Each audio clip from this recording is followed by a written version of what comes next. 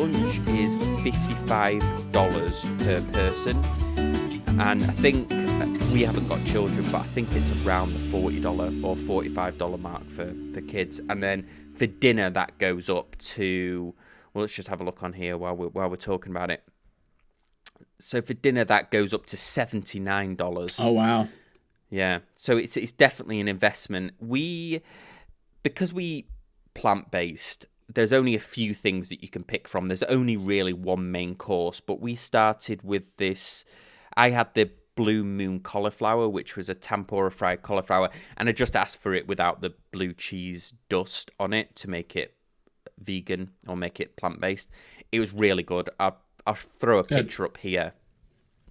In fact, before I start talking about the main course, we also had some drinks as well, which was pretty cool. I had a mocktail. I had this Moon Rocks one. So it was coconut, blue cotton candy, candy syrup, lemonade, moon dust, and then you had like the popping candy on the top.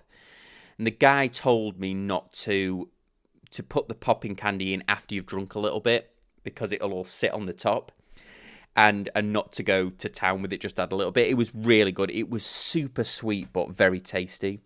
Yeah, is moon dust just like a sugar topping? Is that what you think it is? What is moon dust?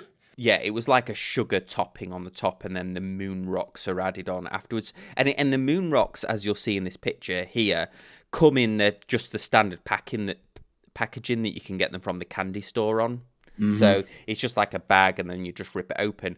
And the drink also comes with these limited edition. Well, actually, it's a bit weird. It comes with trading cards. So there's a little pack of trading cards. Okay.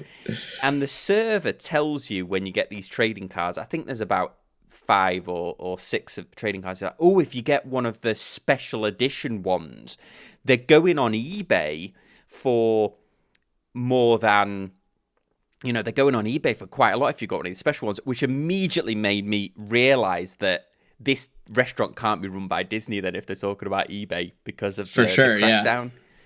And it's run by a separate company. I didn't know that. I thought this was a Disney spot. Well, yeah, it's run by, and I think it's the same caterers that do a few of the restaurants around there. And then just for the main course, we had this terra bolognese, which was corn linguine, tempeh ragu, macadamia nut ricotta, and zucchini for our English viewers. That's courgette, and mushrooms. And it came and it looked like a manageable size, but it was huge. Like, it was one of those meals where I walked out and I was like, oh my god, this is too much. So that was the food. The food was pretty good, actually. It was, you're paying for the experience, really, and the experience is pretty cool. When you first go in, the premise is that you're going into this elevator. So you're basically turning up to like a spaceport. You go in this elevator and it's got 2 screens at the top and the bottom. I'm just showing a video up here as we talk about it. And then it takes you, it's pretty cool because it shows you in EPCOT, and then it shows as it zooms out right up into so the restaurant's sort of connected in the story. The restaurant is connected by this elevator, and then it's a sort of a space station. And then when you go in there, it's got the huge screens. So the one wall is just sections of screens, and there's a globe that moves, and there's things that happen. Where we sat off to one side, so we couldn't see the kind of curvature of the Earth like the center screens could. There is stuff that happens, but it's not constant. It reminded me of one of those old back in the day when they used to have those Apple Mac screensavers, and like occasional stuff would happen, like a flying toaster would go across or something like that. It was kind of like that. But I would highly recommend it if you're it's just my wife, just my wife and I. But if you've got a family of 4 or 5, or if there's like 2 adults and 2 kids, it's a very expensive day out. I mean, it is in line with some of the other restaurants, but yeah, I mean that makes it one of the pricier spots on Disney property. Then at that point, at $80, it's going to be definitely in that upper tier.